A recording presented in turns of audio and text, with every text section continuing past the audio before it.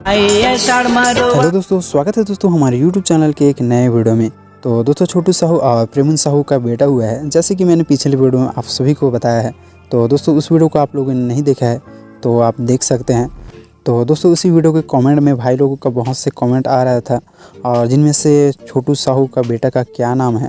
और भाई लोगों ने ये भी पूछ लिया है कि छोटू साहू के बेटे का छठी कब है यार।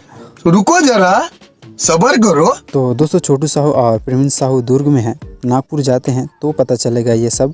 तो दोस्तों पुष्पराज मूवी आप लोगों को पता है कि किस प्रकार से वायरल हुआ था हमारे पूरे इंडिया में। तो दोस्तों उसके डायलॉग भी बहुत ही वायरल हुए हैं।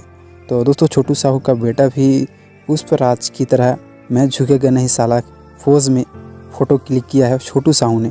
तो उसको शेयर किया है इंस्टाग्राम पर, आप इंस्टाग्राम पर जाकर देख सकते हैं। तो दोस्तों कुछ इस प्रकार से अपडेट थे, और भी उनके बारे में जानकारी मिलेगा, उनके बेटे के बारे में जानकारी मिलेगा तो आप लोगों को किसी नेक्स्ट वीडियो में बताएंगे। तो आज के लिए इतना ही, तो मिलते हैं किसी नेक्स्ट वीडियो में। तो जय हिंद, जय भारत, जय छत्तीसगढ़।